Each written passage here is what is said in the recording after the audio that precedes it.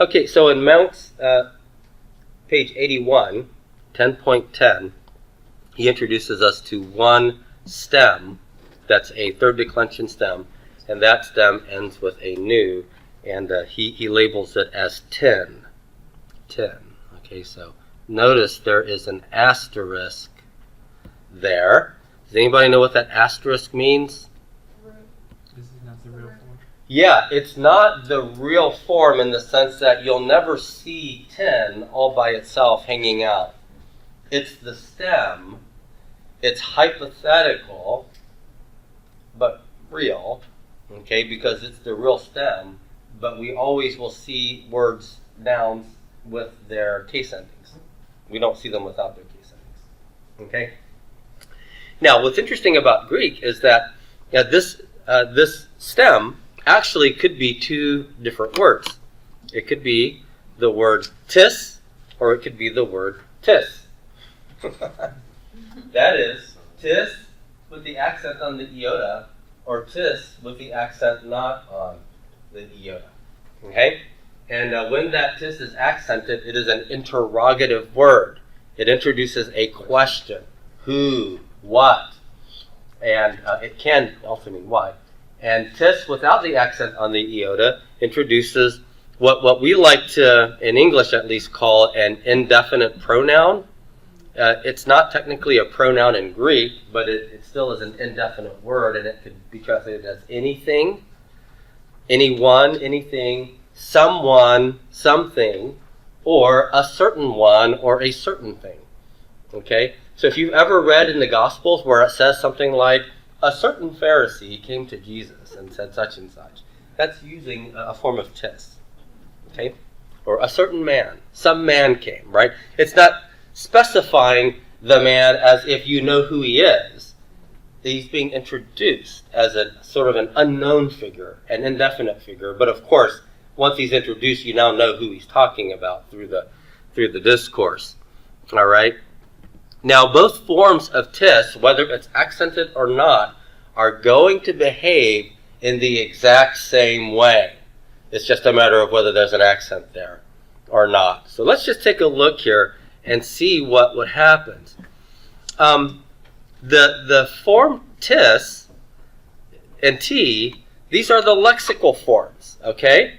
And notice I only have two forms here, and so that tells you that the first one is doing double duty for masculine and feminine. And the second one is the neuter. All right? So if I want to say something like, what man did this? What man? Which form would I use? Tis or t? Tis. I'd use tis because that's the masculine form. What if I wanted to say, what woman did this? Which form would I use? Tis. Tis, exactly. Remember, when I have a form that does double duty, I'm going to use the same one for either. Okay? But if I wanted to say, what neuter thing did this? T. T. Exactly. Okay? So, let's take a look at what happens here. Now, because 10 is our stem, you'll notice that the stem ends with a consonant, right? And that makes this what declension pattern? It's a third declension form. And so I am going to use the third declension case endings that I've learned. Well, what did you learn? The third declension case endings are for masculine and feminine forms. For the nominative singular. Sigma. Okay? If you don't remember this, just pull out the handout. That handout right here.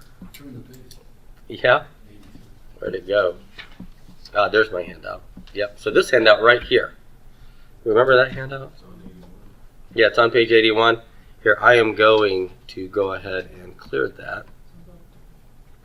Happens here. So I have tis. What's my stem supposed to be? It's supposed to be 10, right? What's going on here? Well, I add my nominative singular case ending sigma to 10, and what did you learn in your consonants misbehaving handout? The new drop. Yes, news drop before a sigma, don't they? Is nu a dental? Yeah, it's a nasal dental. And so it drops into Hades, doesn't it? You won't see that nu anymore. It drops out. And that's why we're left with tis. Okay? There you go. And of course, if it's the interrogative, I've got that accent on it. So tin becomes tins becomes tis. By the way, isn't it sort of difficult to pronounce an N with a sound right after it? What's your tongue doing when you move from an to a s? From the root to the bottom teeth. Yeah. The tongue can't be in both places at the same time. So that's hard to pronounce. Okay, so the tin is present though in these other forms that we see, isn't it? So I've got the tinos, the tini, the tina, the tines, the tinon. But what happens? Someone threw a tissy here. Yeah, there should be a nu right here, shouldn't there? And you know what happened, don't you? Nu's before sigma fall out. Exactly. Okay, now over here, let's take a look at the neuter form. So what neuter thing are we talking about? What's my stem? It's really tin, isn't it? It's tin. And so what's my case ending? It's 0 for neuter third declensions. And this is in fact a neuter one. The only place where it's different from the masculine is in the nominative and accusative, right? And the nominative and accusative. Otherwise, it's identical to the masculine in genitive and dative. So you already know the guts, the middle part of the neuters case endings if you know the masculine and feminine. But it's no case ending. And so presumably I'm going to add 0 to 10 to get my neuter case ending, which means I'm adding nothing. So what would you expect the neuter nominative form of tis to be? Well, it should be 10, right? But it is in fact not 10. It is t. And nobody knows exactly why this is. There's no phonetic rule for why it should do that. It just is that way. Okay? So suck it up! So tis and t. But here's the good news. You're going to learn these as lexical forms, right? Tis and t, tis and t, tis and t. So you should already know the irregular part of this word because the nominative is irregular that way. Okay? But look, the genitive gets we get our 10 back, don't we? We get our 10 back and we get it in the forms where it's identical to the masculine form. So isn't that beautiful? And we see the os and the e, and that's great. But notice that according to the rule, the nominative and accusative neuter are identical to each other, aren't they? Yes, life is good. And then over here on the plural side, notice that, what do we have? We have all of the forms with the stem that we're looking for. 10, 10. Oh, well, we do have that sigma issue, right? 10c becomes tis-c, but all of our case endings are as we expect. A, on, c, a. And we saw that in our handout, right? On the plural. A, on, c, a. So, there you go. All right. Now, if I use these indefinite forms, the only thing that's different compared to the interrogative forms is that my accent is not on the first iota. The accent is on whatever the second syllable is, if we get a second syllable. So to nas, to ni, to na, to nes, to non, to si, to nas. Whereas on the other ones, it's always on the iota of the t. Okay? So if I said something like tis anthropos with this form of tis, then what does that mean? It means a certain man, or some man, or any man. if I said something like T ergon, it would be some work, any work, or a certain word, using the unaccented form. All right. So here's a little pun that one of my former students made up. He says, you know you've been studying Greek too long when at the holidays you hear 'tis the season and you start trying to parse the tis.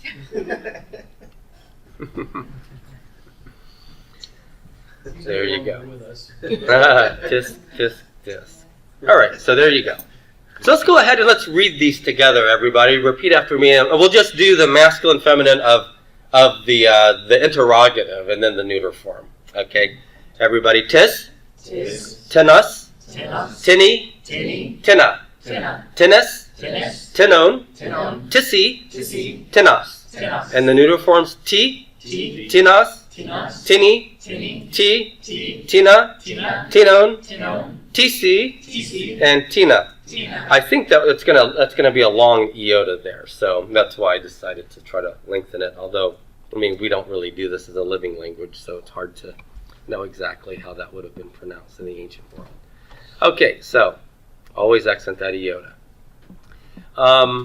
Let's see. When I give you this handout, there's just going to be a few little helpful tips here to help you see what happened there. Okay, so but you guys got it. All right. Now, take a look at 10.12 on page 82.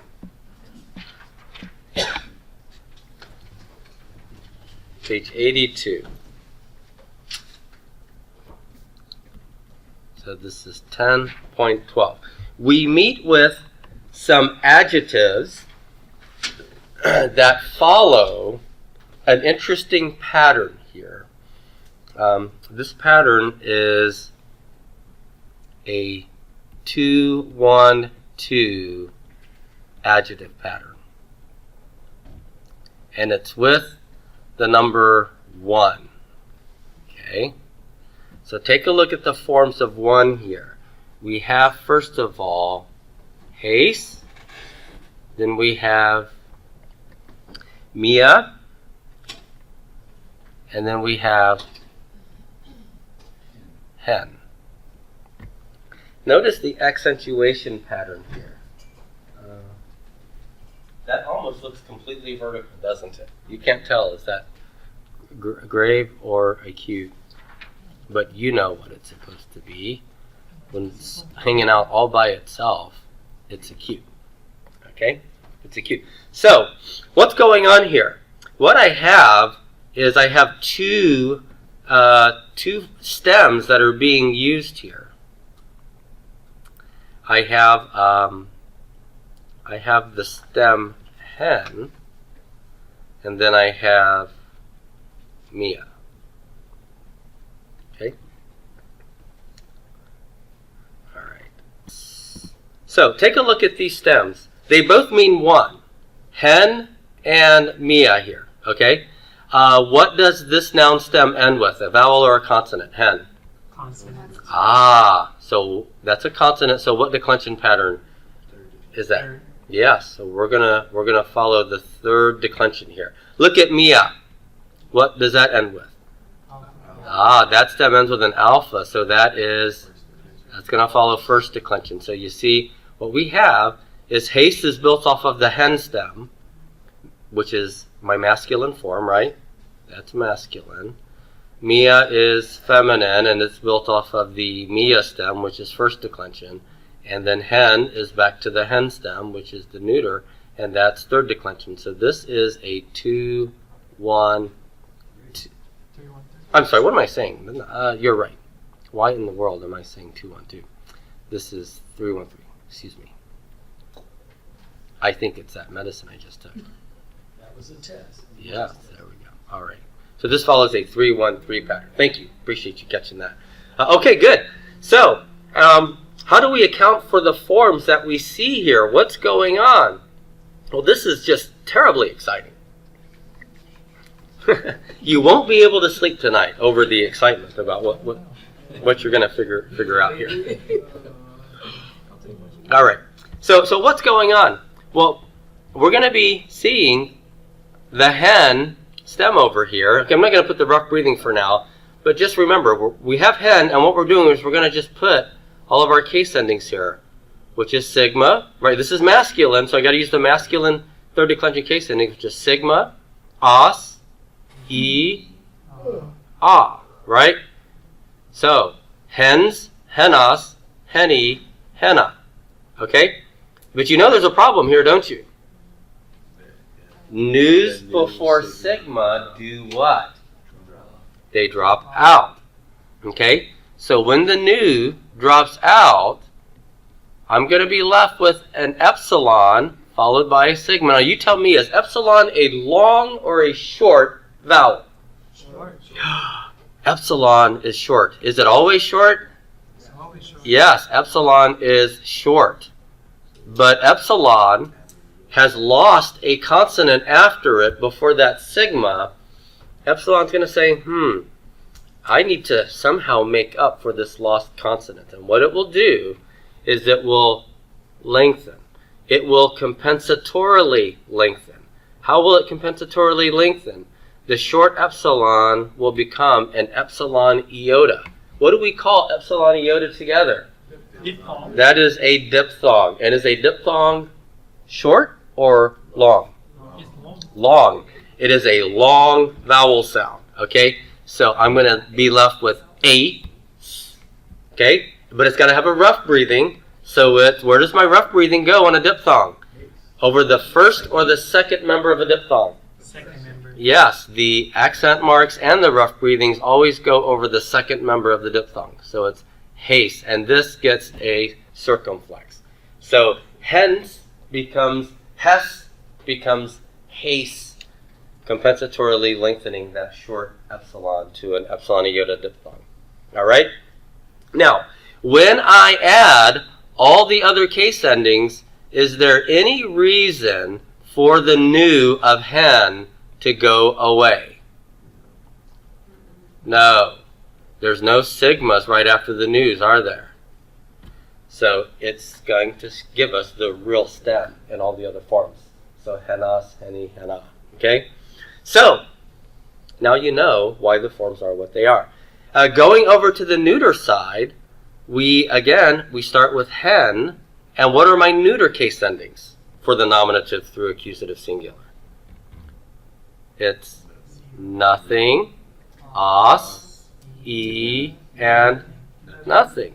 Well, if I add nothing to nu, can a nu stand at the end of a word? Yes, it can. So that's why the neuter singular nominative is just what we expect with its rough breathing.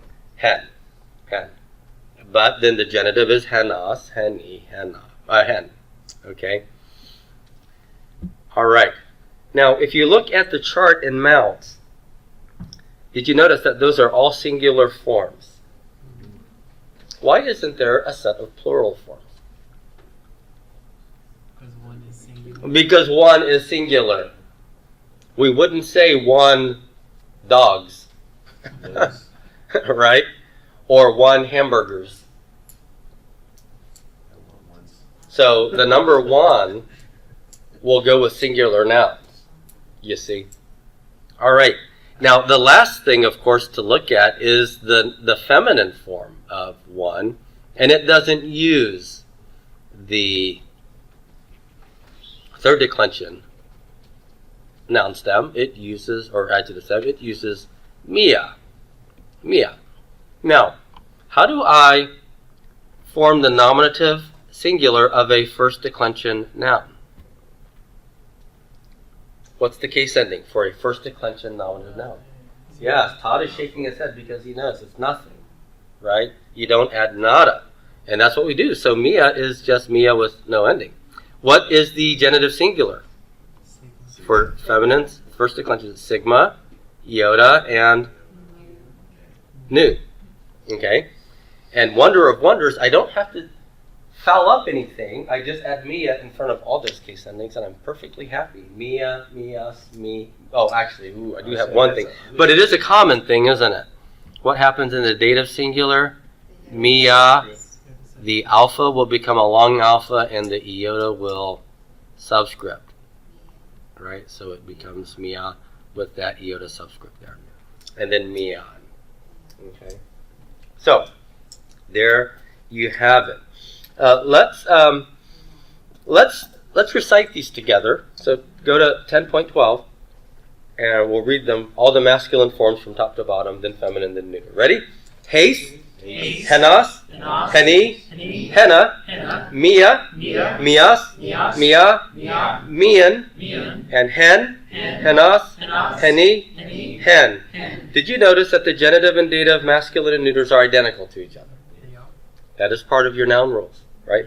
And then you notice that the neuter nominative and neuter accusative singular are the same as each other. Hen, hen. Okay, very good. Now, can I just show you something that will bless your heart? Sure. That will make you want to write home. Let me pull it up. Ephesians chapter 4 in Greek is a wonderful, wonderful passage. We'll take a little time to read it together. On the left side of your screen, we have, let's just read it out loud, vocalize. It'll be fun to do that, shall we? Ready? Parakalo un humas ego hadesmias en kurio axios peripatesai tes kleseos hes eklethetet.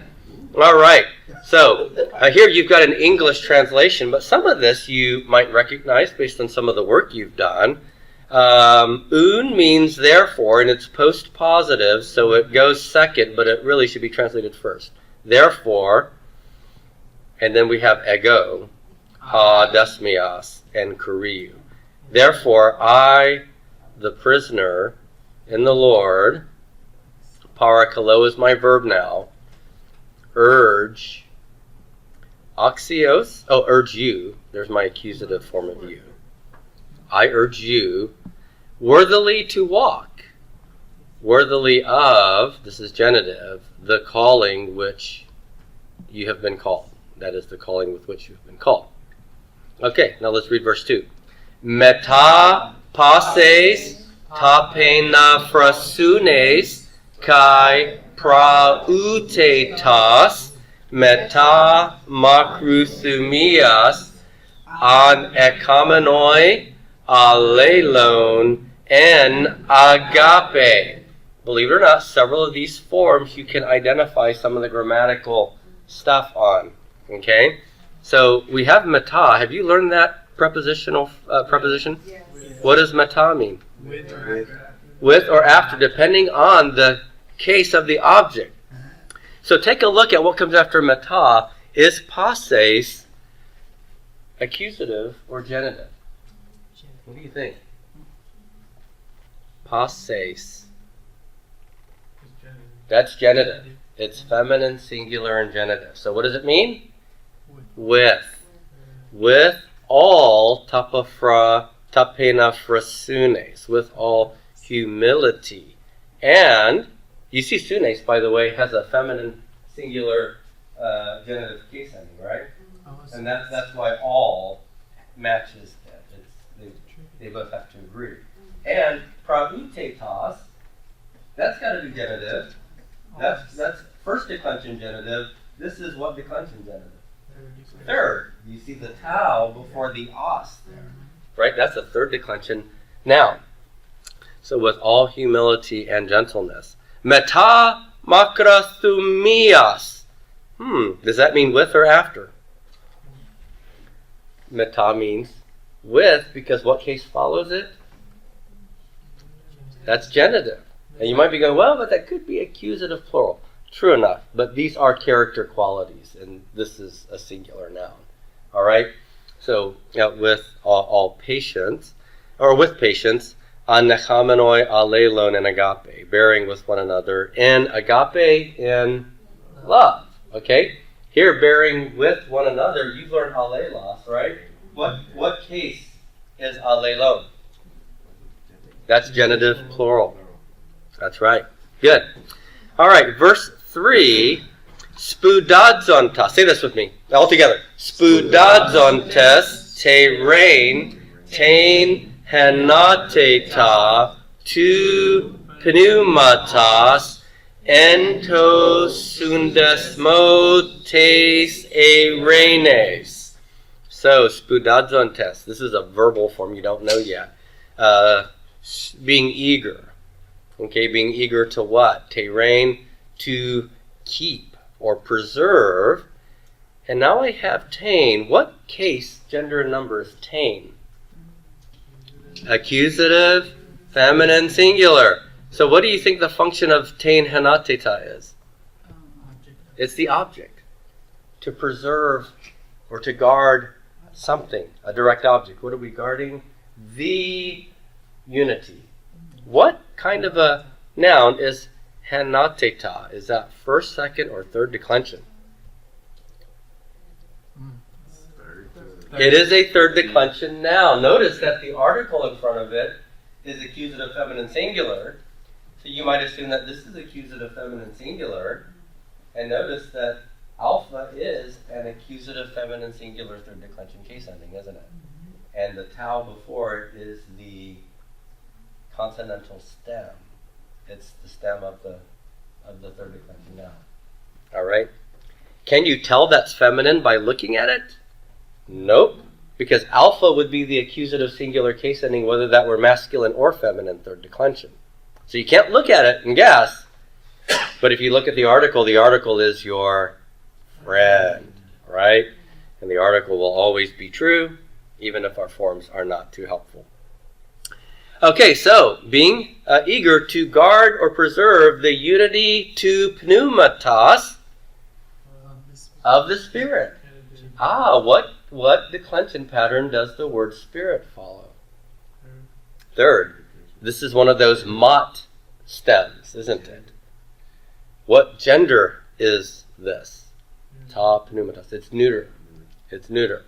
So the unity of the Spirit, ento sundesmo, in the bond. What declension pattern does that follow, do you think? Second. In the bond of erenes, of peace. Now here's where I want to go. I want to look at these next couple of verses. I was reading this to get you set up, right? This is a call by the apostle in light of the gospel that he's expounded from chapters 1 through 3. On the basis of that, he's urging a particular course of action, and it involves guarding or maintaining the unity of the Spirit. Now he's going to tell us why he will make that appeal. And we find that in verse 4. And look at what we have. This is amazing.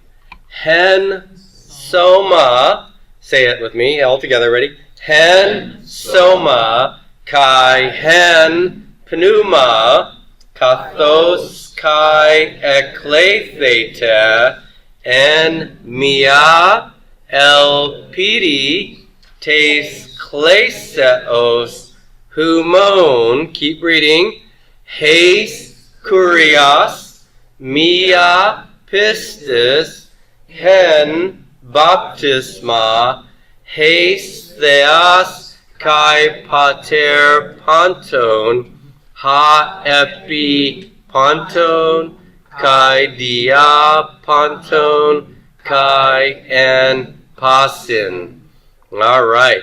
Why do you think I had you look at verses 4, 5, and 6 here? Because of all the times the number 1 is used. In how many genders? All 3 of them.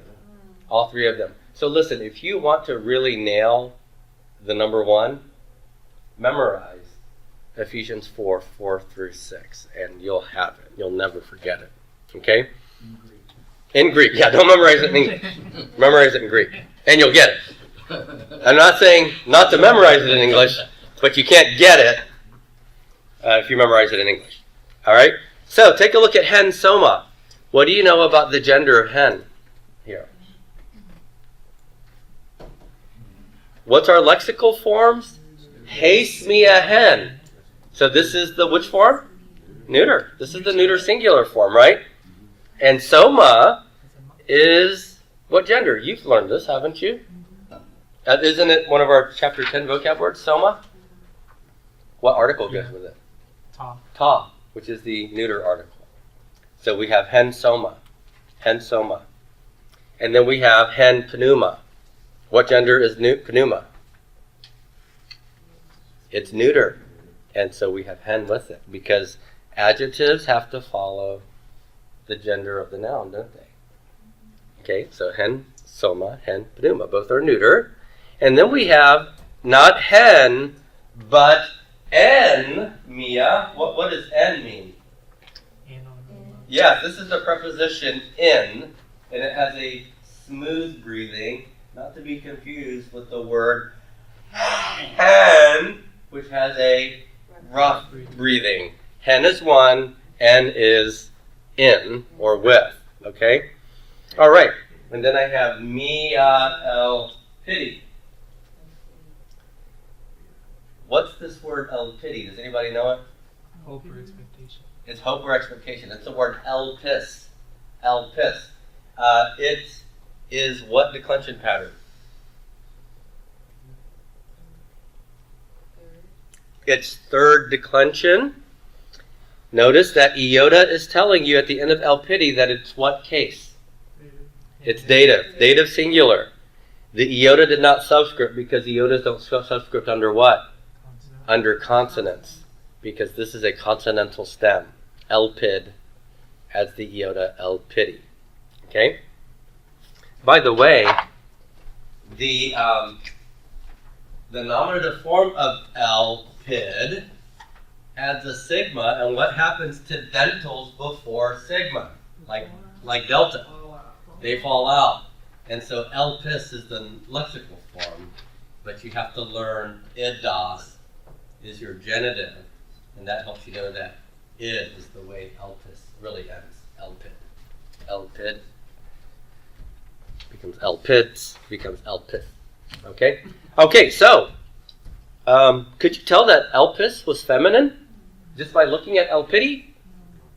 It's a pity, isn't it? You can't. But you can tell by looking at the number one in front of it. And that is Mamma Mia. That's right. First declension. Very good. Yes. My one mother, right? That's good. And hey, check this out. The adjective Mia is its first declension, right? The noun elpidi that it modifies is what declension? Third declension. Is it okay for a third declension noun to be modified by a first declension adjective? It sure is. Do not assume that they have to match declension patterns. They don't. Exactly. All right. Very good. Now look at what we have in verse 5. Here it's all together. Haste kurios, mia pistis, hen baptisma. Masculine, feminine, neuter. Look at that. One Lord, one faith, one baptism.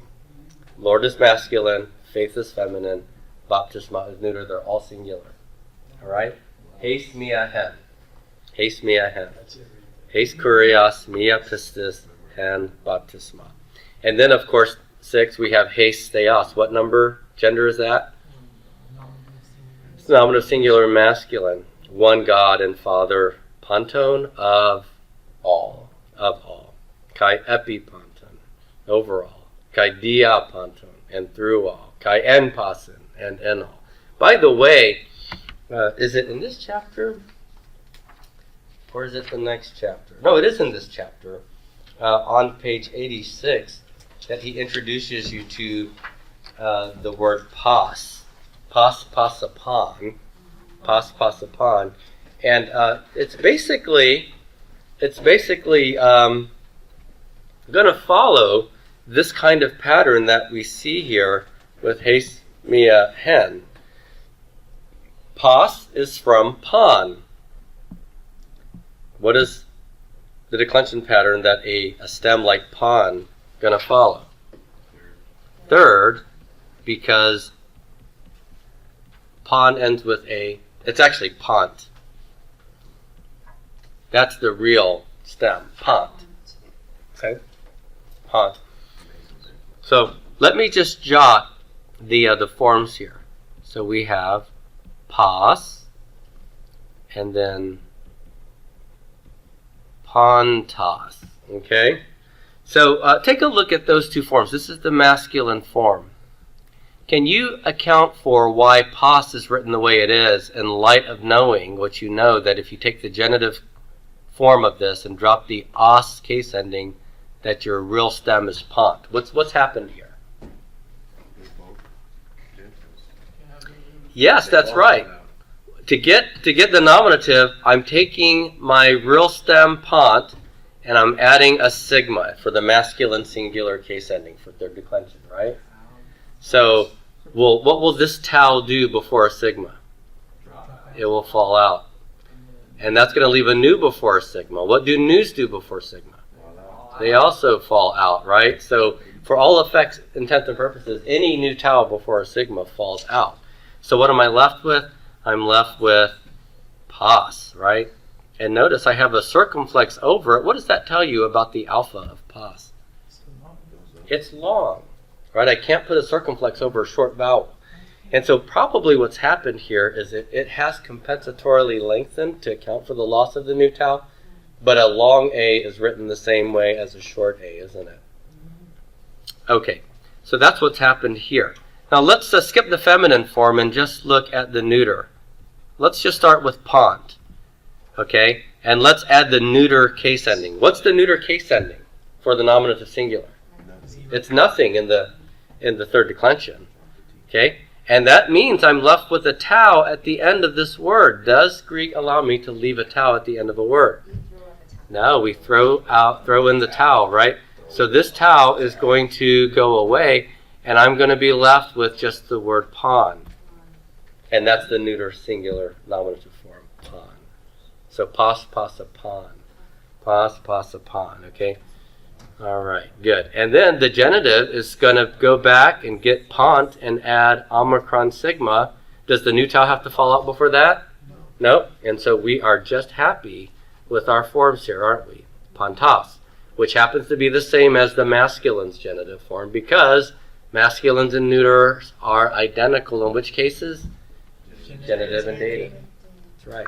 Okay, and then look at the feminine singular form. We're starting with the word pasa. Pasa. That has an alpha at the end, doesn't it? And there's no additional case endings here. What declension pattern is the feminine form following? It's first declension. So this is a 3-1-3 pattern, and the genitive is going to be pos, what? It's passes. You might be going, well, wait a minute, Dr. Marshall. Why did it become eta? Well, you know the reason, don't you? Yeah. What you should expect to happen is when you start with an alpha stem, it should always change to eta and go back to alpha in the accusative singular, unless you have an REI letter before that alpha. And is sigma an REI letter? Nope. Then it's going to change to eta in the genitive. In other words, remember doxa? It follows the word glory. Doxa becomes doxase.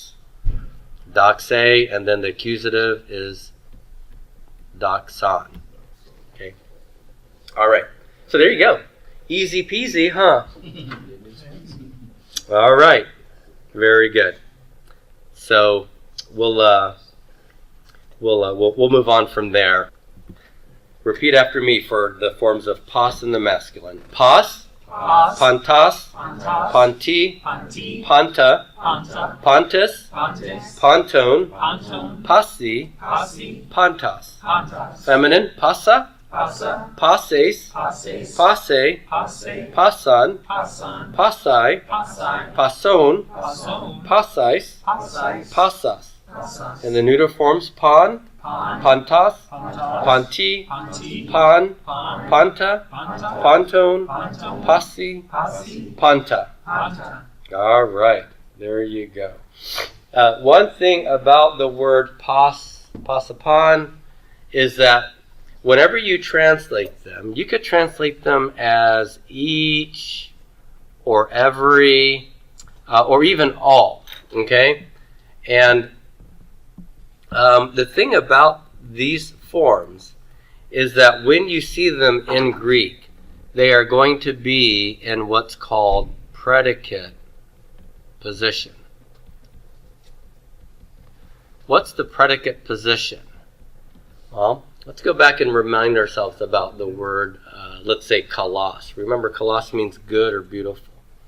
If I said ha lagos, ha kalos, is that an attributive or a predicate position? It's attributive because the article is right before the adjective. Okay? If I had ha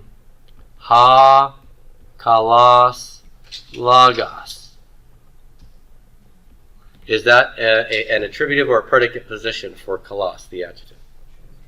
It's attributive because it has the article in front of the adjective, right? Attributive adjectives have an article in front of them if the noun they modify is definite, okay? Now, so those were attributive positions. Let me just jot that down, ATTR position. So what's my predicate position? I could have something like kalos halagos. Remember that? Kalos halagos. Or halagos kalos. Here my adjective is beside the noun in both cases, but what is it that is not before the adjective, even though it's before the noun? There's no article, okay? This is the predicate position of the adjective.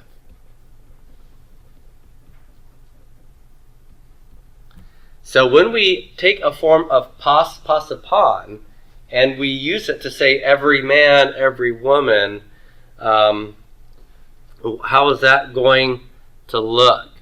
Well, it's going to be something like this. It could be something like pas, ha, lagos. Okay? In other words, there's no article in front of pas, right? How would we translate this? Yeah, you're going to translate it as if it were attributive, but its position is predicate. Okay? So each word or every word. Okay? You're not going to see ha pas lagos or ha lagos ha pas. Okay? The position will be a predicate position, but you're going to translate it attributively. Okay? This is going to be true not only with pas, but with some other forms that we'll come across when we get into chapter 14.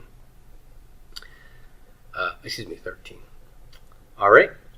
So that's pas.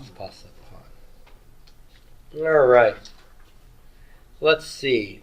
I think the last thing we need to do here is just talk about this chart called the square of stops. You guys have the square of stops memorized, don't you? Oh, yeah, already. Yeah. So this is starts in 1017.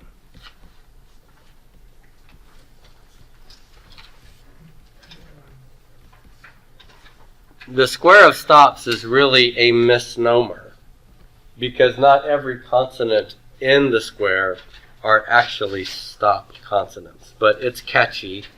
You've got alliteration here, S and S. So that does make it nice, I suppose, to memorize. Let's see. You know what, I'll tell you what. Let's take a quick break here and we'll come back and start this. Okay, so the square of stops is found in the page 84 section of Mounce's textbook.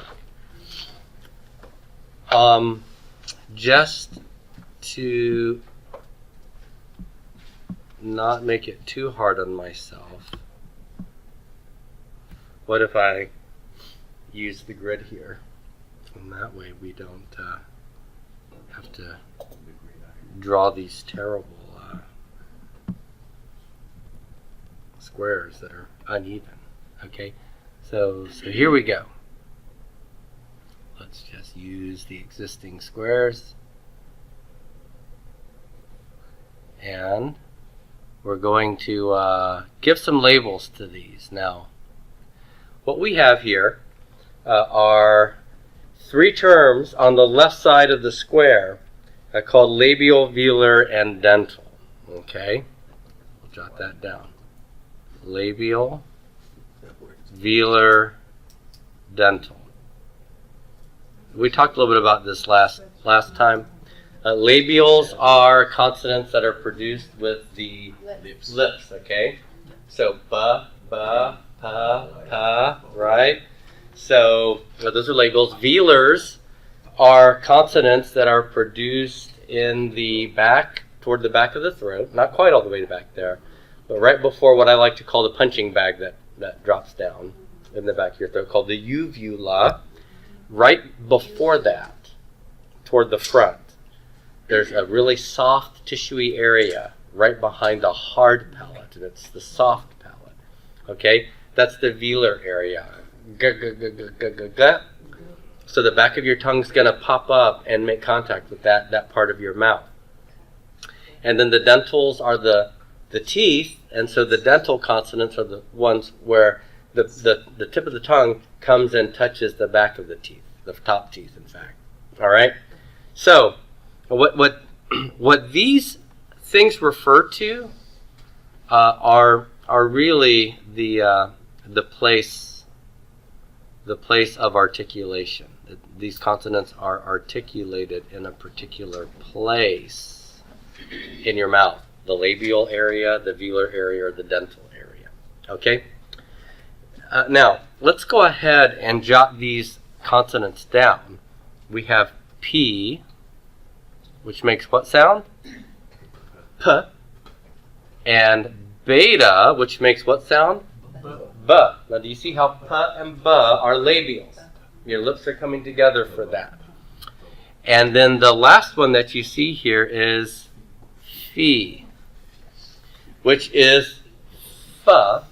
Your lips are involved, but in the way we're pronouncing it, we're also getting the bottom teeth involved, right? So, in reality,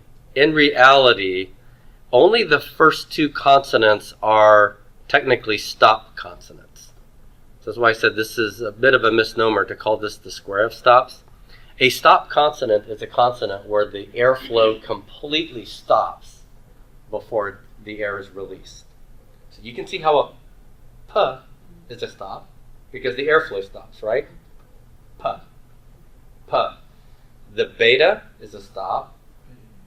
B, right? Build up of air, lips are closed, and then release. B. But what about the F? Does the airflow completely stop? No. It's inhibited. There's some friction, right?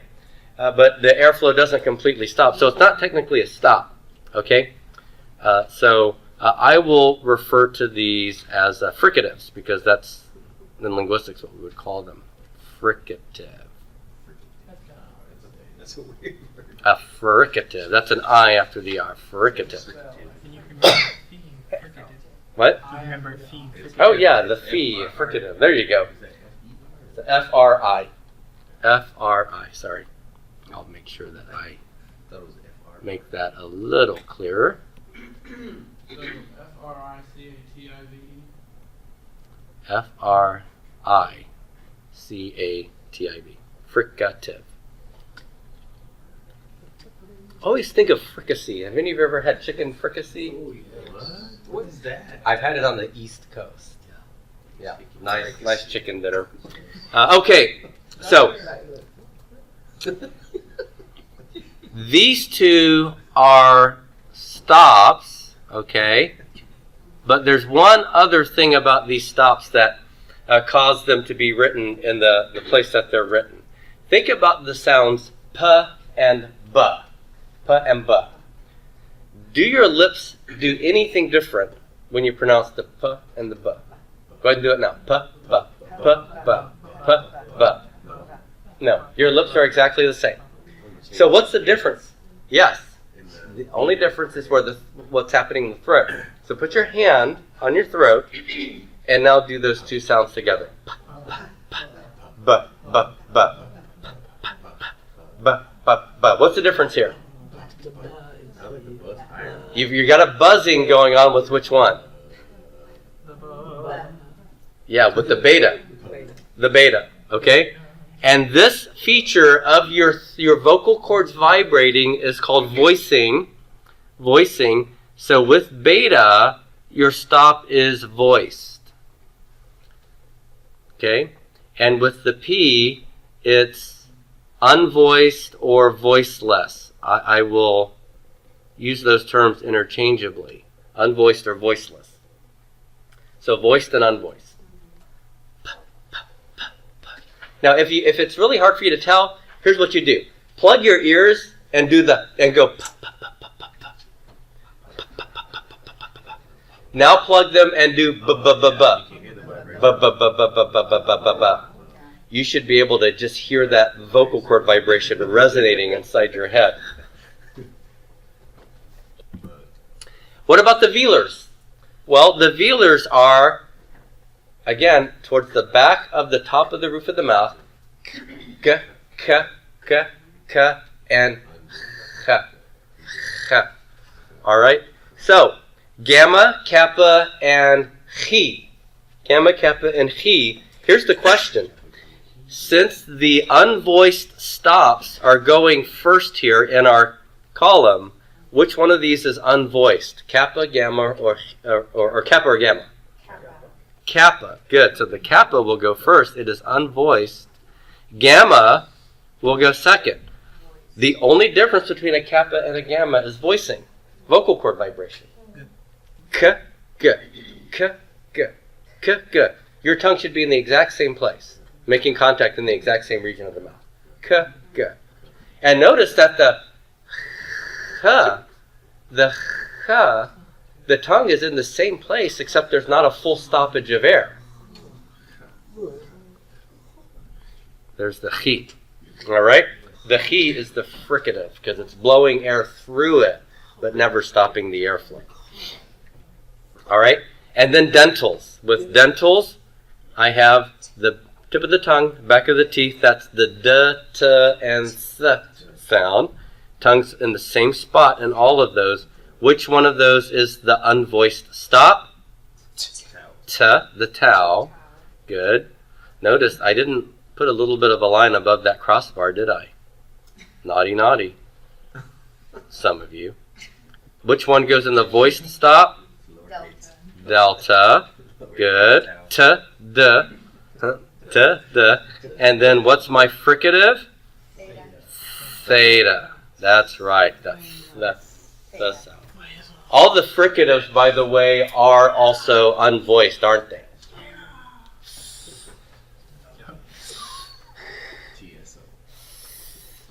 Okay. All right. Good. So there you go. That's the square of stops. Now, Mounce gives you the square of stops, but in effect, the square of stops isn't really a rule, right? He gives it to you as a rule. But what you need to know is not only do these belong in this chart in this way, but you need to know what happens to these consonants when they interact with sigma. Okay? So the idea here is that when you take these labials and you add a sigma to them, what do they become? P and S, B and S, F and S become psi. Psi. Psi. And so you know that we're going to have some third declension nouns whose stem ends with a labial consonant. Any of these three. And if you add a sigma for the first that nominative singular case ending, what's going to happen? Well, you're going to get some consonant changes here, aren't you? They're going to misbehave. On the other hand, if you have a velar consonant, any of the velars, kappa, gamma, or chi, and you add a sigma to those, what do those become? C. Those become xi. Xi. Did you say red socks? No, I said like socks. No. All right. And then any dental could have a sigma following it in a third declension case ending with sigma, right? And if that happens, this doesn't become a combination consonant like this. What did we learn the dentals do before sigma? They drop out. And so I will just have this sigma left over, okay? So those are the things that we want to be paying attention to when we are looking at nouns. Okay? So, you all have this phonetic drills handout. Let's just walk through this and work through it. You can write on it, it's okay. I have an extra copy. Oh, you can get it from my website as well. Just download it from my website. It should be up there. Okay? So, number one, nu plus sigma. What does that become? Are you sure? Yes. Now, if it's a final sigma, then of course it'll look like that. But if it happens to be not at the end of the word, like when we add the sigma iota to a nu, then of course it would look like that kind of sigma, right? So we'll since this is just our final set, we'll use the final sigma. But I just want to make sure you know your sigma could look like that too, depending on the placement in the word. Beta sigma becomes what? C. Beta is a labial, so it becomes psi. Very good. Then we have chi sigma. What's that become? Ooh, yes. Xi. Can you see how xi becomes xi? Yeah? Because the back of that tongue is hitting the roof of the mouth there and then adding the sound to it. All right, dental plus sigma. D plus sigma, delta plus sigma? Sigma. That's right, becomes sigma. Oops, I did the non-final. Do the final sigma. Phi plus sigma. What are we going to do with that? Psi or xi? C. Because it's a pussy. Okay, is it a labial? Yes. Okay, then it's going to do what p's and betas do, right? So it's psi. Psi. All right, kappa and sigma together. Xi. Yeah. So it becomes xi. Good. Theta sigma. Yes, sigma. The dentals drop out before a sigma. P plus sigma. Yep. Psi. Good. Psi. No, the P is a labial. P. Ps. Ps. Yeah.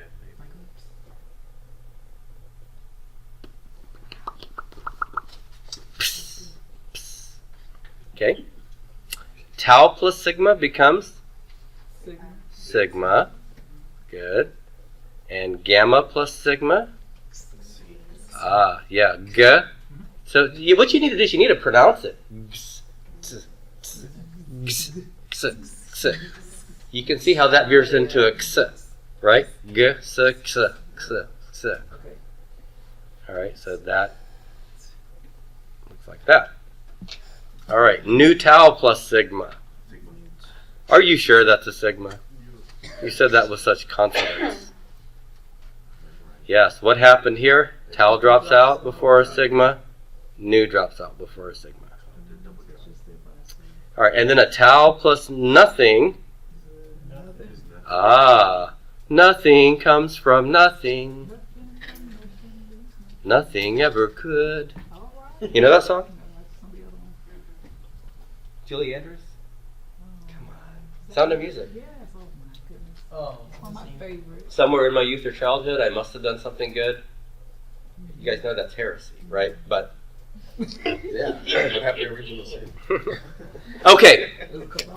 All right.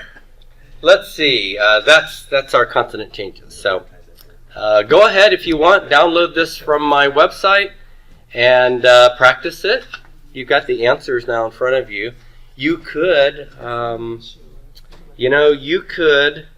you could take this, blow it up a little bit, cut it into little cards, right? Where you've got a little card like this: tau plus nothing, gamma plus sigma. And then you could create your own little, answer cards that look like this, and then just sort of put them together, and then check yourself and see, am I getting these right or not? Okay. All right.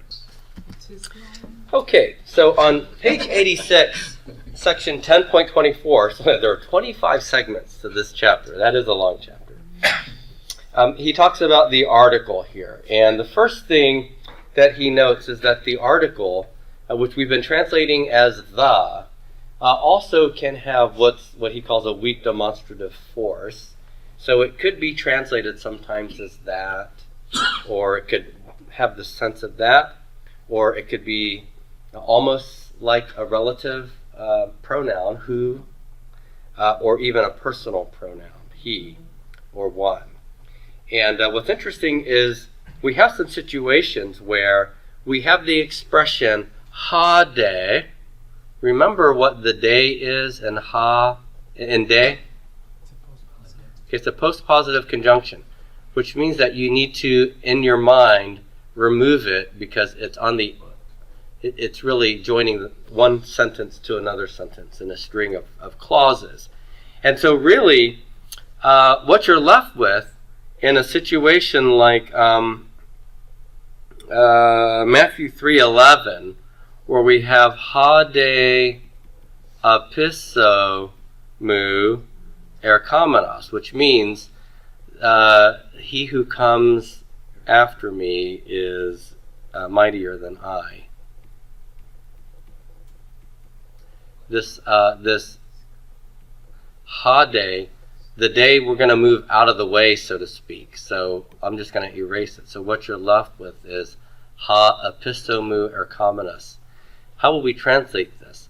Well, you could translate it as literally the coming one after me, or you could translate it as he who comes after me, or he who is coming after me. Okay? So just be aware that sometimes when you see an article, you won't always translate it just like the.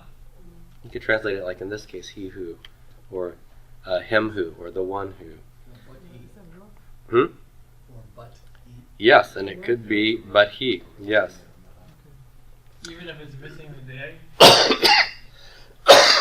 Yeah, even if it's missing the day.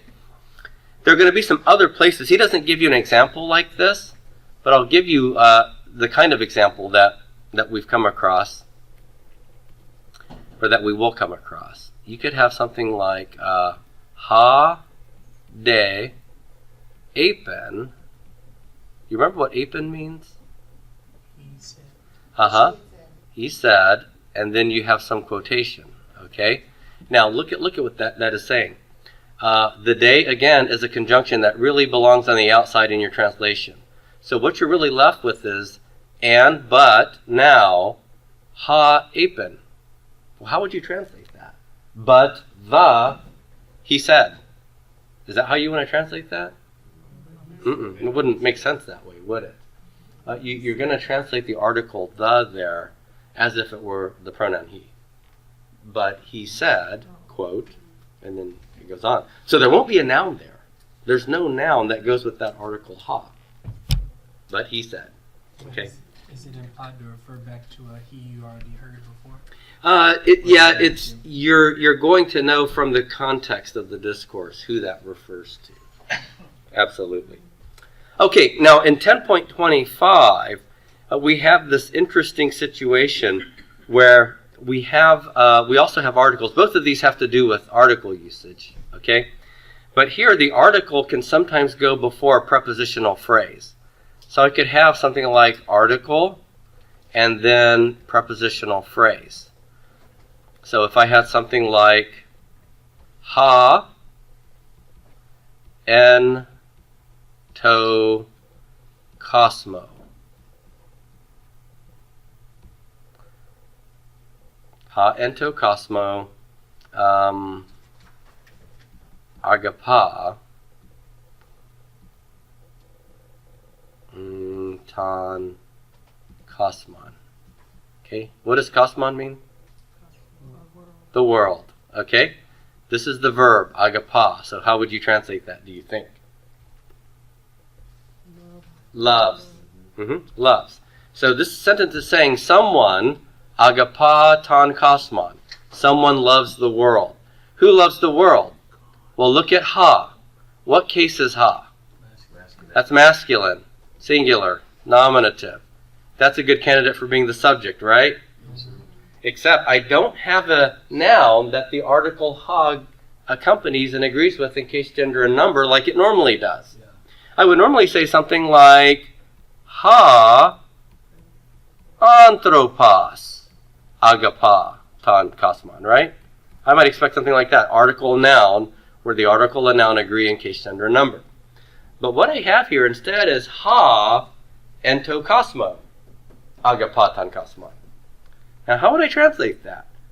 The in the world loves the world. And whatever that the refers to, it's a masculine singular the. So how would you translate that?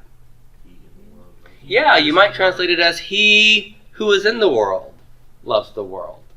Or the one in the world loves the world. Or you could even translate it as the in the world one loves the world. Okay? Basically what you have here is you have a prepositional phrase right here that is almost functioning like an adjective, like a substantival adjective. Haven't we seen substantival adjectives that are sort of like this?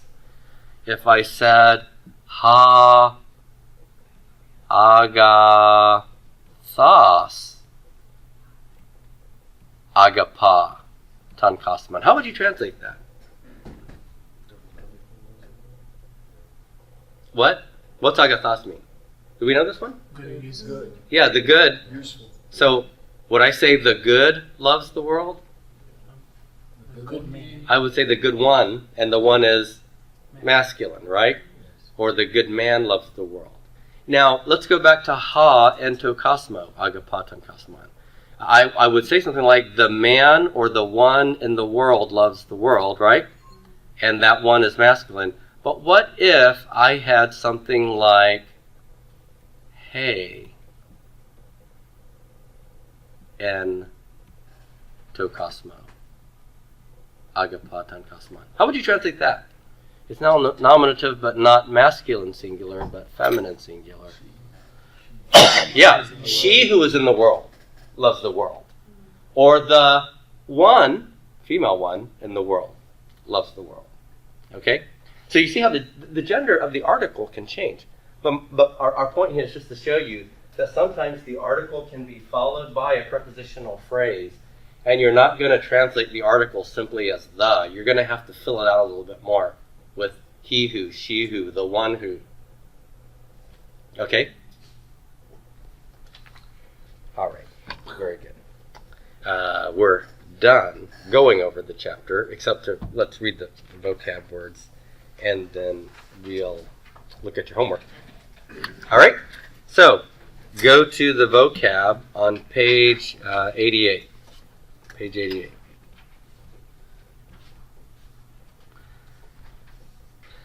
Repeat after me. Hagias. Hagias. Hagia. Hagia. Hagia. Hagia. All right, so the adjective holy. So notice this is how many terminations? 3. I have a masculine, feminine, neuter form separate. Very good. This adjective can function substantively, and when it does, it means holy ones or saints. That's what a saint is. A saint is a holy person. All right? Should be. That's right. Yes.